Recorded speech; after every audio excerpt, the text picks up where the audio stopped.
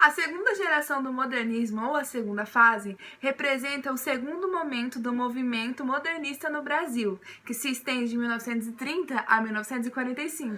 Chamada geração de 30, essa fase foi marcada pela consolidação das ideias modernistas apresentada no ano de 1922. A publicação Alguma Poesia de Carlos Drummond de Andrade foi o que marcou o início da intensa produção literária poética nesse período.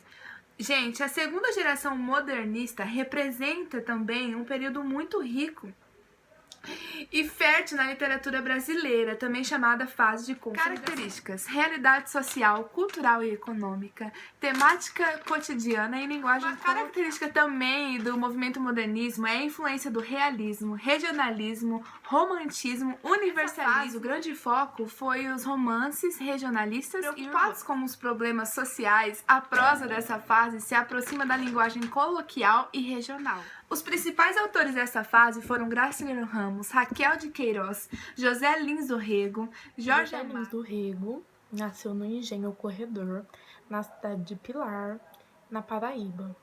Ele nasceu no dia 3 de junho de 1901 e os seus pais eram João do Rego Cavalcante e Amélia Lins Cavalcante. Ele iniciou os estudos no colégio Itabaiana. Logo após, ele passou para o Instituto Nossa Senhora do Carmo e, posteriormente, para o Colégio Diocesano em João Pessoa.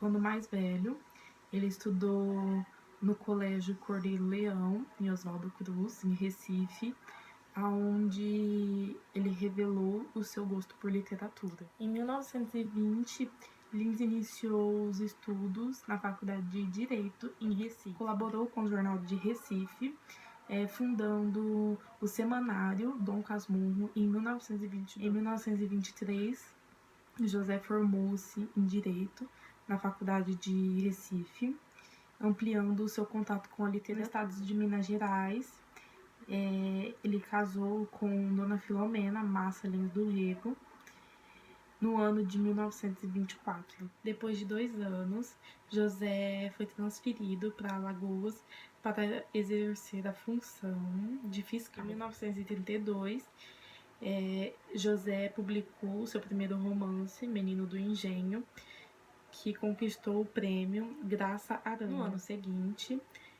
José publicou o livro Doidinho, que no caso é o segundo livro do ciclo da cana-de-açúcar.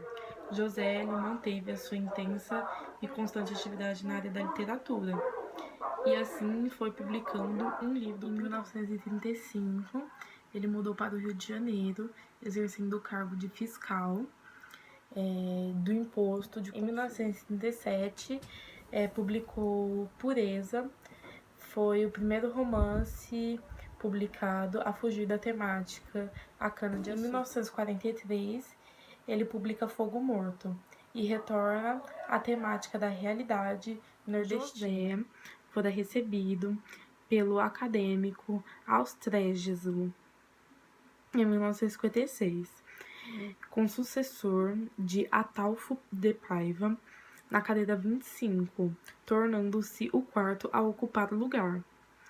O romancista e jornalista faleceu no dia 12 de setembro de 1957, no Rio de Janeiro. Agora vamos começar a falar da obra. Fogo Morto foi publicado em 1943 e foi uma obra-prima de Lins. Agora vamos falar da obra. Fogo Morto foi publicada em 1943. Ela é considerada a obra-prima de Lins e é o último romance da fase regional neorrealista que teve início no Brasil em 1930. A obra tem 3 partes, cada uma focada em um protagonista. E cada personagem representa uma classe social. Luiz César de Holanda, que é o seu Lula, ele é preguiçoso e autoritário, ele acaba perdendo toda a herança que recebeu e arruinando o engenho Santa Fé. Após ele perder tudo, ele acaba se refugiando na religião. José Amaro, ele é um trabalhador branco, livre do Nordeste. Ele tem orgulho de ser branco e ele é explorado, e ele sabe, mas não aceita que ele é explorado. Vitorino Carneiro da Cunha, um eterno opositor que enfrenta todas as lutas de maneira corajosa, um idealista em favor dos mais fracos. O tenente Maurício. Ele comanda uma tropa de homens mais temíveis que os próprios cangaceiros. E o coronel José, que ele é o senhor de engenho e corajoso, e é escravo viciado em bebida. E o cego, ele é o elemento de ligação do cangaceiro Antônio. Antônio Silvino é um cangaceiro apoiado pelo mestre Amaro e é extremamente devotado à mulher do coronel Lula e é representante feminino da aristocracia feudal. A Adriana, ela é a mulher do Vitorino e assim é a mulher do José Amaro. Como já foi dito, a história é dividida em 3 partes, sendo cada uma delas voltada aos principais personagens. E a Letícia vai começar a falar pela primeira parte, que é o mestre José Amaro. A primeira parte, ela começa na casa do mestre. No mestre, no caso, é o Amaro. Amaro é um cara muito machista e orgulhoso. O mestre Amaro, ele fica muito irritado por conta que o Lula, ele passa por ele e não cumprimenta. E no caso, o Lula é o dono das terras. Logo depois, ele chama o mestre Amaro, chama o Lula para ir até a Casa Grande, para poder conversar. Chegando lá, eles percebem que o caso da Marta está só piorando. No caso, ela está enlouquecendo. Como eles percebem isso, o Amaro resolve bater na Marta para ver se cura a loucura. Vendo que não foi curado, Marta é internada num hospício. Por conta da sua fama de ranzinza, de ser um cara grosso, né, e tudo mais. Amaro, ele leva a fama de que ele está sendo transformado em lobisomem. E aí as pessoas ficam com medo de sair à noite por conta disso. E aí, com o passar, Lula manda ele embora da sua... Agora, na segunda parte, vai ser contada a história do personagem Luiz César de Holanda. E para contar um pouco da história desse personagem, o autor ele vai voltar na construção do engenho. O Coronel Tomás foi quem construiu o engenho. Ele era um cara bem trabalhador, um cara que conquistou a admiração de todo o povo. E depois de ter construído esse engenho, ele queria casar a filha dele. Só que ele não achou nenhum candidato bom para sua filha, né? E acabou rejeitando todos os candidatos da cidade.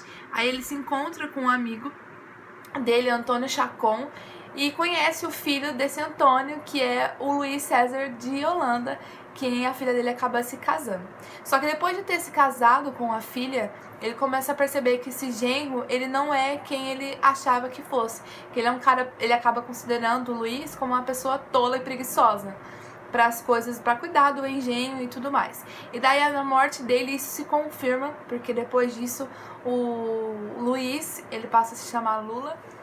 Então depois que o sogro morre, os achismos do sogro acabam se confirmando, porque o Luiz, ele passa a ser chamado Lula, e a forma como ele era um cara totalmente autoritário, dava castigos severos aos seus escravos, não sabia governar a família de uma forma boa. Ele acaba sendo chamado de Lula. Como eu disse, ele comandava tudo de uma forma autoritária e ele acaba proibindo a filha dele, Neném, de se relacionar com um moço humilde, e ela acaba sendo motivo de chacota entre os amigos, acaba sendo motivo de zombação mesmo, né? Após um ataque epilético, ele acaba sendo entregue à religião sob a influência do negro Florips, e ele acaba gastando todo o dinheiro que ele tinha recebido de herança do seu sogro. E é isso. Agora a terceira parte é sobre o Capitão Vitorino. Ele vivia perambulando pelas estradas como um cavaleiro errante, ostentando uma dignidade e um poder na qual ele estava longe de possuir. Certo dia, o Capitão Antônio Silvino invade o engenho de Santa Fé após saquear a cidade de Pilar. Após tentar atacar o engenho, ele é agredido, mas ele é salvo por José Paulino. Após a chegada da polícia, todo mundo é preso e após ser liberado, o Vitorino ele pensa em seguir carreira política na região. Esse livro, Fogo Morto, ele é o último livro do ciclo Cana-de-Açúcar, que retrata a decadência do engenho açucareiro nordestino, né? Ele é o último livro desse ciclo foram Menino de Engenho, que foi publicado em 1932, Doidinho, 1933, Manguê, 1934, Usina, 1936 e Fogo Morto, 1943.